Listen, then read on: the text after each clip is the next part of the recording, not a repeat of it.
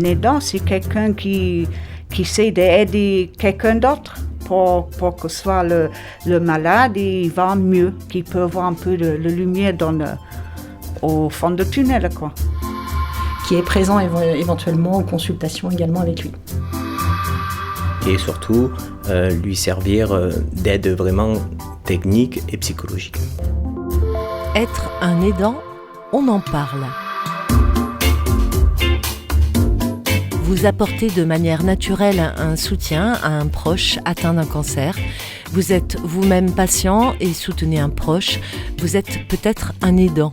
Sur les 11 millions d'aidants que compte la France, 5 millions le sont auprès de personnes atteintes d'un cancer.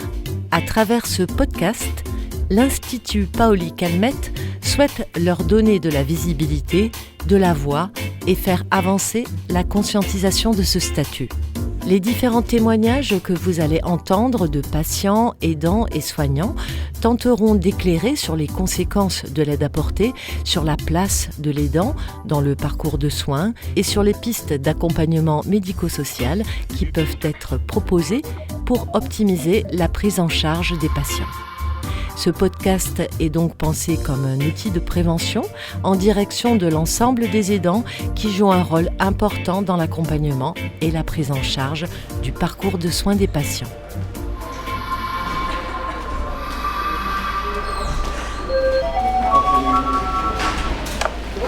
Institut Paoli Calmettes, bonjour.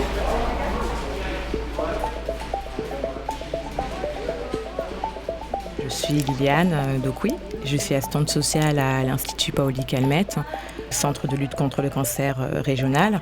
Donc j'appartiens à une équipe de 7 assistantes sociales, dont une à mi-temps, une secrétaire et une responsable de service qui est également assistante sociale en direction des salariés. Tous les jours, on rencontre des gens qui sont bouleversés par l'annonce de la maladie, qui voient en fait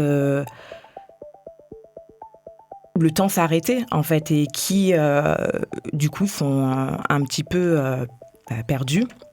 Et c'est vrai que ils vont se questionner sur la prise en charge médicale, est-ce qu'ils vont pouvoir guérir, etc. Mais également, il va y avoir toutes les conséquences administratives, le fait par exemple d'être en arrêt de travail, d'avoir des enfants, qui va s'occuper des enfants, de savoir si on va pouvoir reprendre ou pas son activité, on a un crédit. Tous ces éléments vont être des choses qui peuvent du coup fragiliser le parcours de soins. On oublie aussi que la santé, c'est aussi une santé qui est aussi sociale. Voilà, qu'il y a le corps, mais il y a aussi l'entourage, la famille, le soutien, le travail. Ça touche à l'identité, tout ça.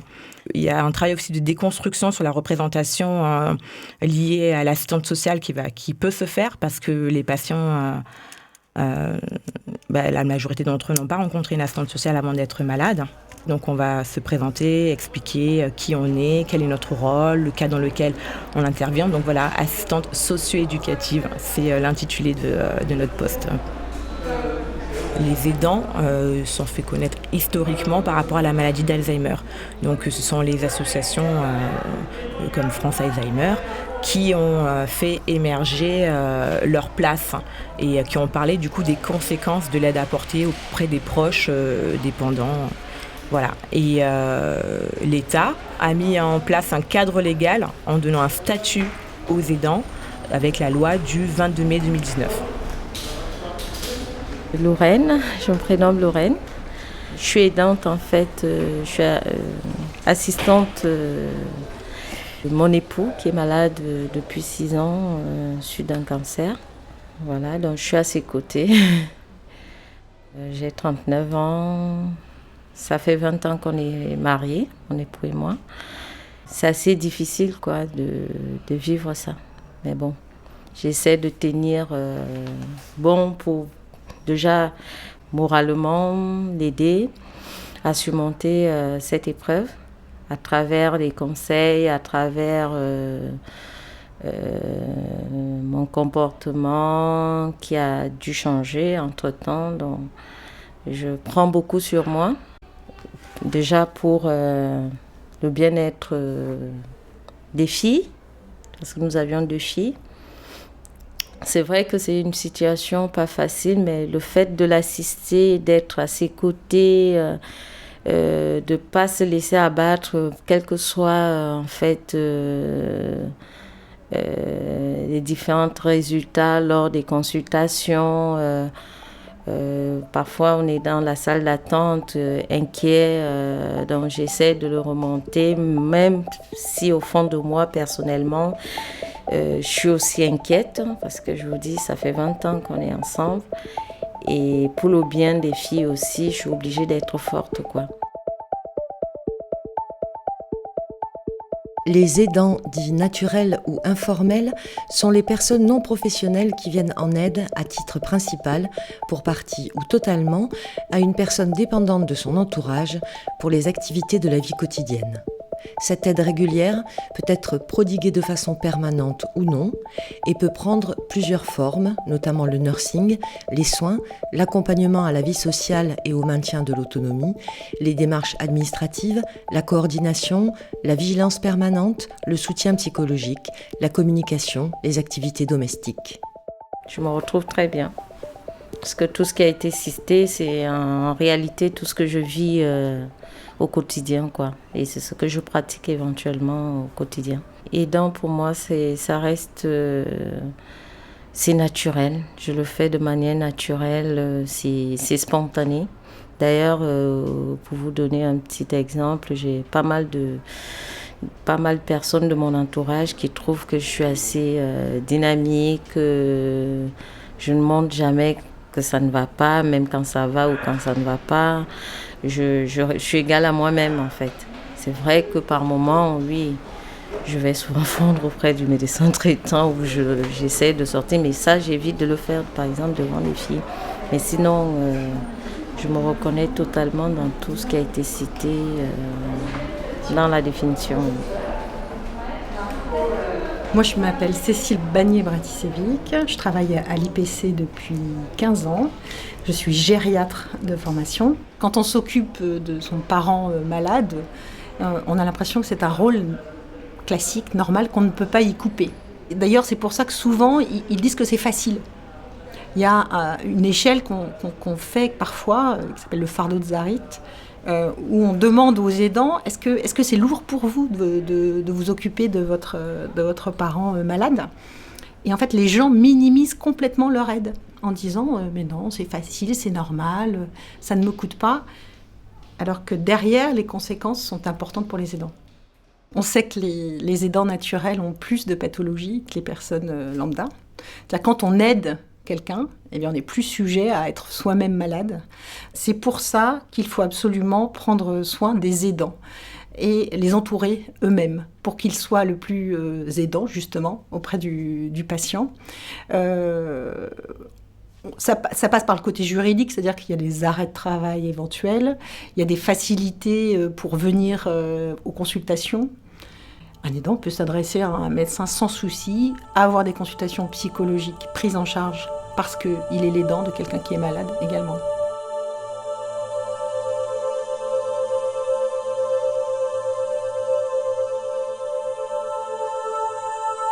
Alors en fait, on a constaté dans le cadre de nos entretiens qu'on rencontrait beaucoup de patients qui s'occupaient également de proches à leur domicile et que c'était un frein. Ça pouvait être un frein dans le parcours de soins. C'est vrai que les gens vont se poser la question de mais qui va s'occuper de mon mari ou de ma femme si je suis hospitalisée. Moi, je peux pas aller en maison de convalescence si personne ne s'occupe de mon conjoint.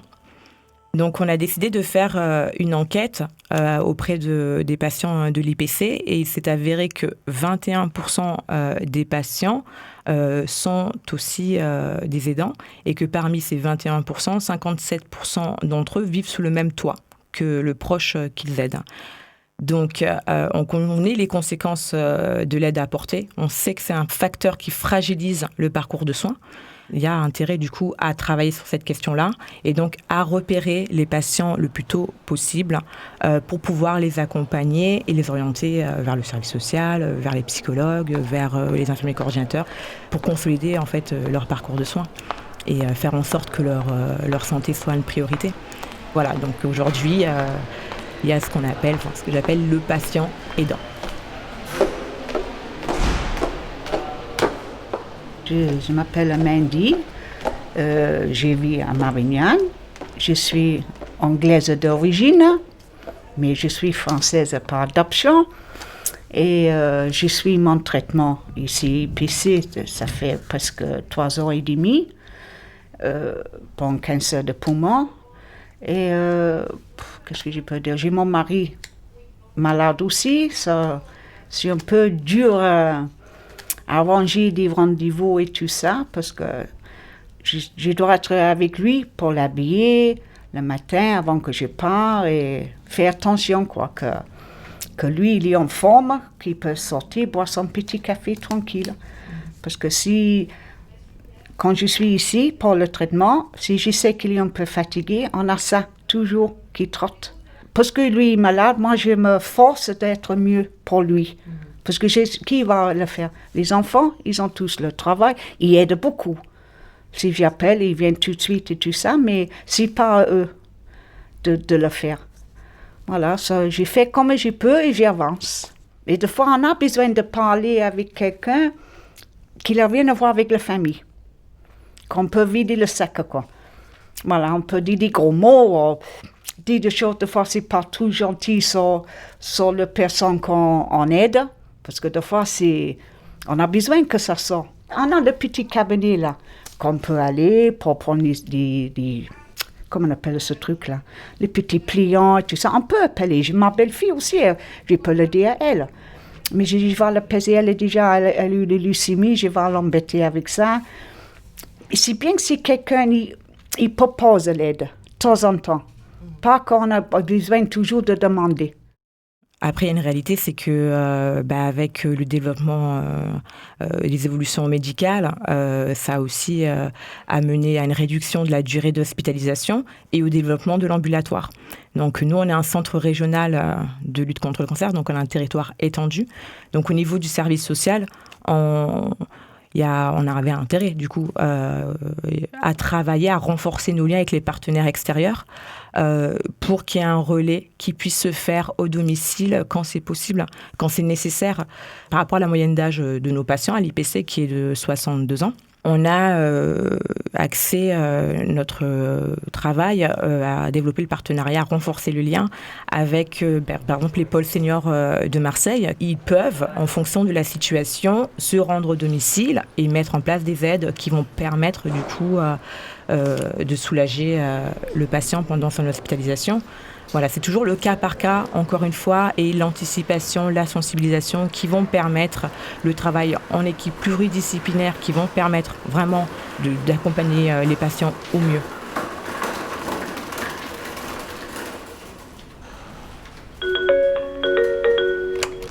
Service social, bonjour.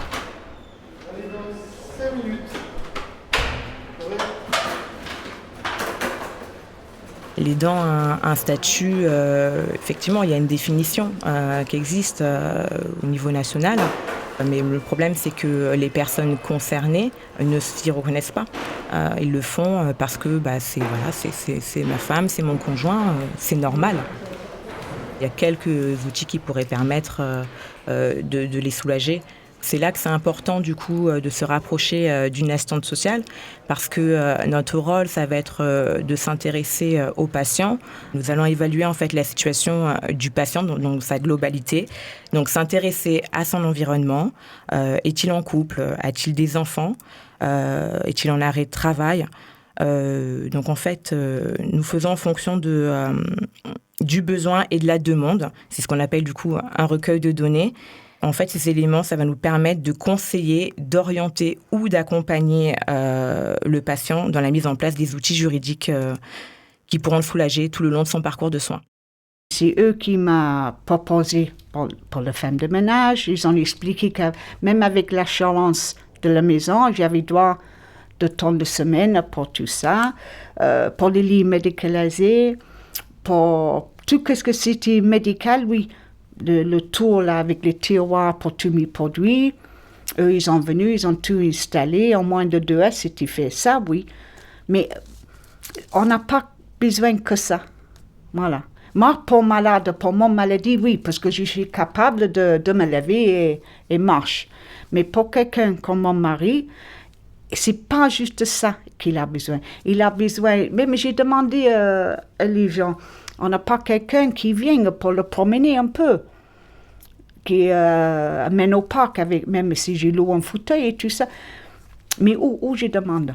Le psychologue, par contre, il appelle mon mari de l'hôpital. Lui, il appelle à peu près une fois par mois pour discuter un peu. Ça, oui, mais on n'a pas que besoin médical. On a besoin des autres petites choses. Vu l'état de mon époux à l'époque, je ne m'y connaissais pas du tout. Il a fallu effectivement, lors d'une hospitalisation de mon époux à l'IPC, où l'assistante sociale s'est rapprochée justement de moi. Je pense qu'elle faisait la ronde dans toutes les chambres, et d'où j'ai été informée pour pas mal de petits dispositifs, surtout que là, mon époux fonctionnait de son état et on a dû perdre pratiquement la moitié de son salaire qui était basé sur les heures supplémentaires. Donc, non seulement il y avait le cas le fait qu'il soit malade, et puis on avait également les problèmes financiers, donc c'était très, très, très difficile. Et puis, effectivement, aussi des associations. Le fait qu'il y ait des associations, justement, je ne savais pas que ça existait. Grâce à elle, j'ai eu quelques noms d'associations, des aides de ces associations. Et grâce à elle aussi, j'ai eu le courage J'avais un projet que je n'arrivais pas à aller jusqu'au bout, c'est-à-dire faire une formation d'esthéticienne. J'y tenais tellement. J'ai pu la faire, cette formation d'esthétique, donc que j'ai d'ailleurs validée, malgré... En fait, je pense que quand on est bien encadré ou on est informé, ça aide, ça motive. Le fait de mettre en place, par exemple, une aide ménagère ou d'ouvrir des droits à des prestations, ça peut aider en fait à pallier les conséquences de la maladie. Il existe des solutions de financement, par exemple le répit, qui peut soulager les dents. Je ne vais pas vous faire un listing des dispositifs parce que justement l'expertise d'une assistante sociale, ça va permettre au cas par cas, en fonction de l'environnement du patient, du coup de mettre en place un plan d'aide adapté à la demande et aux besoins.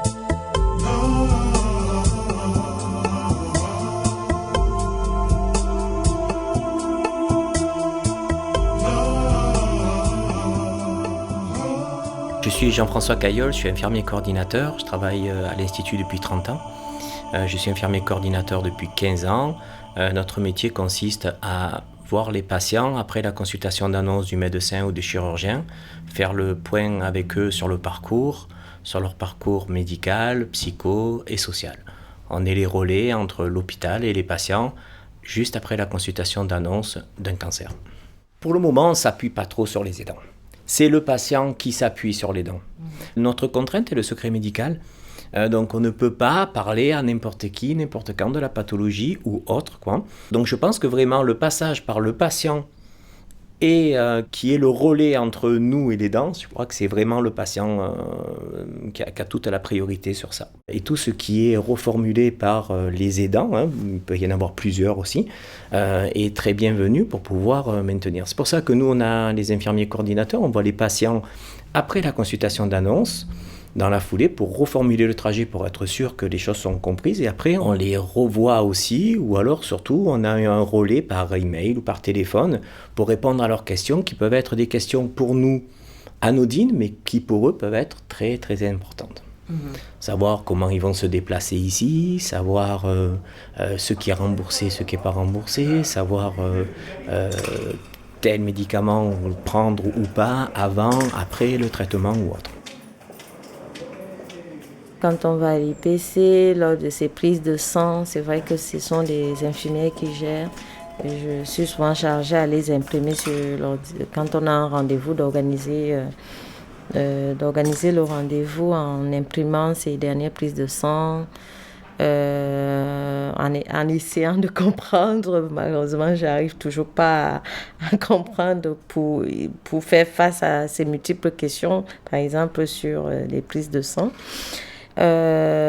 Et lors des rendez-vous, comprendre réellement et en fait profiter pour poser des différentes questions au médecin sur son traitement, sur les effets secondaires que généralement quand on rentre à la maison pour que je puisse constater si jamais il y a un souci.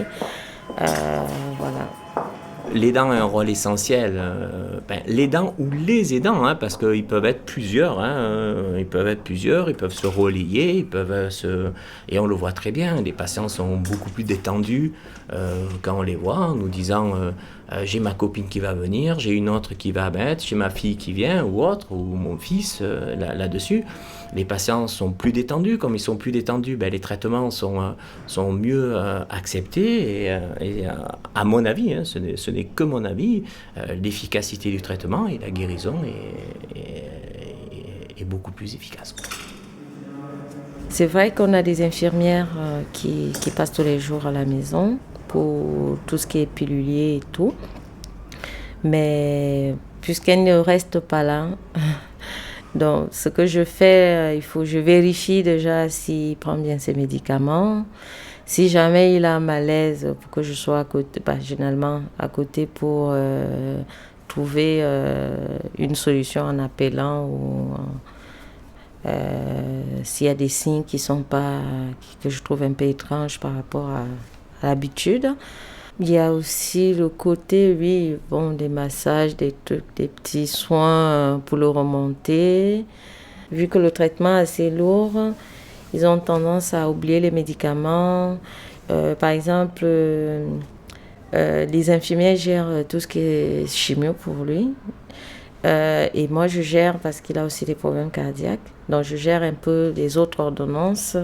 Donc, je veille à ce que tout, même quand elles le font, je vais surtout s'il les prend et est-ce qu'il a veillé à ce que ces médicaments, qu'il puisse avoir toujours ces médicaments, donc je contrôle ces ordonnances. Moi, je m'appelle Cécile Bagné-Bratisevic, je travaille à l'IPC depuis 15 ans, je suis gériatre de formation et donc je ne fais que de l'oncogériatrie, c'est-à-dire mon but c'est d'évaluer les patients de plus de 75 ans qui ont un cancer et de voir quel est le meilleur traitement possible, la meilleure thérapeutique à leur proposer en fonction de leur état général et des éventuelles maladies qu'ils ont eues avant. Alors, il est essentiel le rôle de l'aidant, c'est-à-dire qu'un patient tout seul, isolé, va être plus faible. Donc, il a besoin de pouvoir s'appuyer sur des gens qui l'aident au quotidien. Donc, il est important, chaque patient à son arrivée nous donne le nom de sa personne de confiance qu'on va appeler. Et nous, dans le parcours oncogériatrique, on différencie bien donc la personne de confiance et l'aidant naturel. Et on essaie toujours que l'aidant soit présent à la consultation. C'est-à-dire qu'on va éventuellement, il va nous servir de relais si le patient lui-même n'en est pas capable. On veut savoir s'il travaille, quel âge il a. On prend ses coordonnées et à quelle distance il habite du patient. En ce moment-là, avec l'épisode du Covid, les patients viennent seuls en consultation. Et nous, on est très embêtés et on le fait justement des exceptions chez nos patients âgés les plus fragiles ou qui ont des petits troubles de la mémoire, pour qu'ils viennent avec leurs aidants, parce que tellement leur rôle est primordial. Pour aider au maximum le patient, il faut que tout soit organisé. Et un petit truc que je conseille souvent aux aidants, c'est de se munir d'un classeur ou d'un porte-vue dans lequel on glisse les examens biologiques, les ordonnances, les rendez-vous. En fait, c'est tout bête, mais quand le patient arrive, il a tout. Et ça aide beaucoup le patient lui-même et les différents intervenants qui vont consulter ce porte-vue.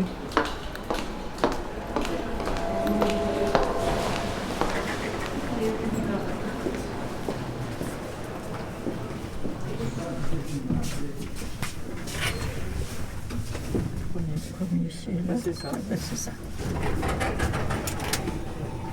La journée des aidants, on l'a fait à l'IPC depuis déjà de nombreuses années, mais c'est vrai qu'on la travaille de plus en plus en amont.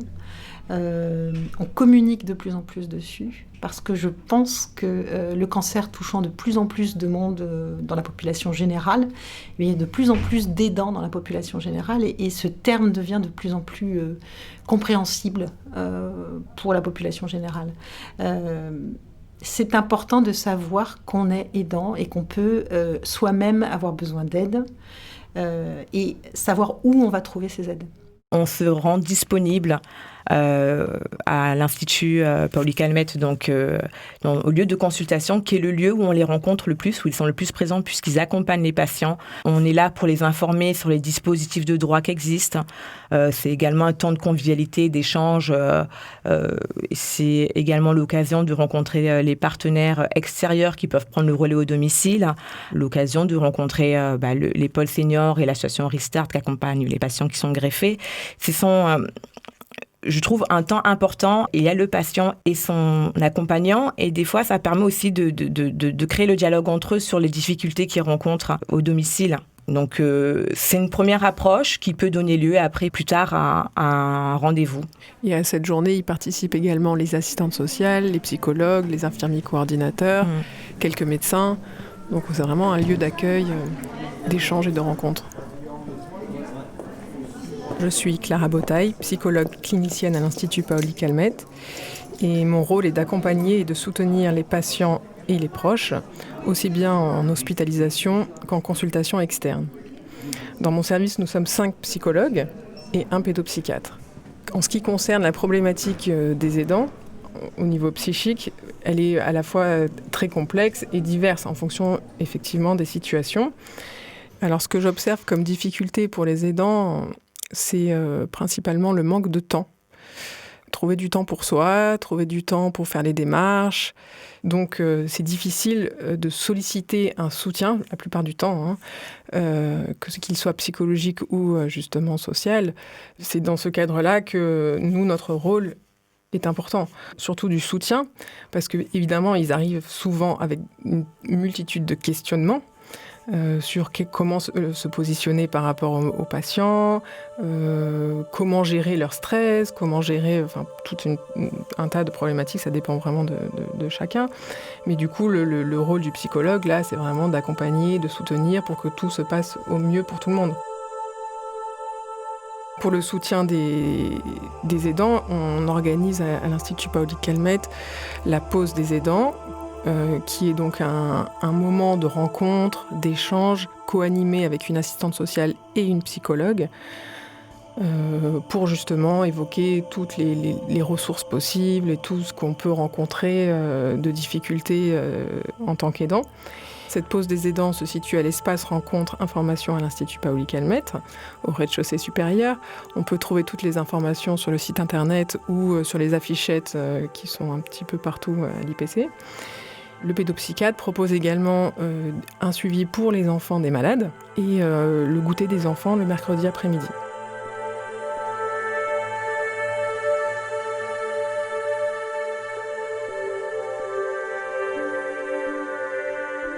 Prenez soin de vous aussi, parce que c'est important, que souvent, dans nos pathologies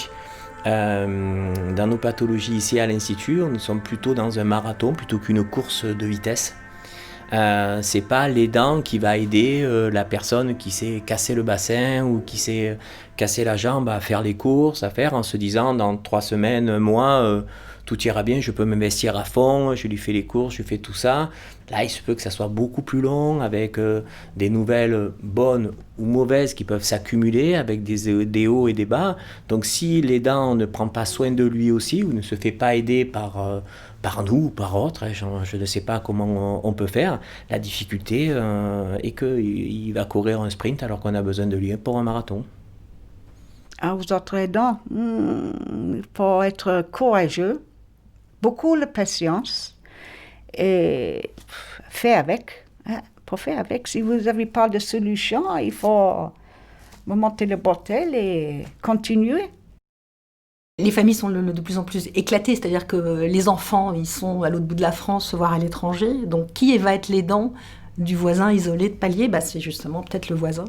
Ça va peut-être être le taxi, On peut être l'aidant de beaucoup de gens autour de soi. Et c'est un rôle très important. Et il faut s'ouvrir aux autres.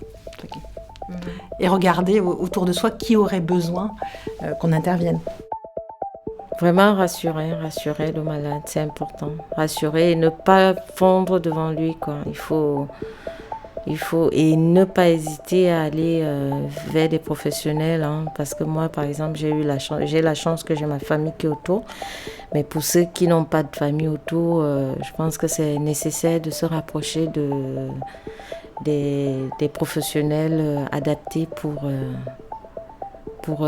plus d'informations, pour un suivi soi-même aussi, parce que sinon on ne tient pas.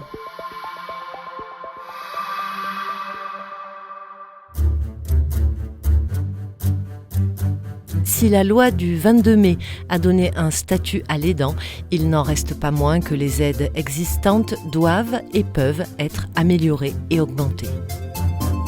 Être un aidant, on en parle, est un projet soutenu et financé par l'Institut Paoli Calmettes, centre de lutte contre le cancer Marseille, sur une idée originale de Liliane Docouy, assistante sociale à l'Institut. Ce podcast a été rendu possible grâce à un travail de collaboration multidisciplinaire et avant tout grâce aux aidants qui ont accepté de nous raconter leur histoire. Merci pour leur voix à Mandy, Lorraine, Liliane Docouy, Cécile Bagné-Bratisevich, Clara Botaille et Jean-François Cailleul. Ce podcast a été réalisé par Nelly Fléchère et Jean-Baptiste Imbert de Radio Grenouille Euphonia.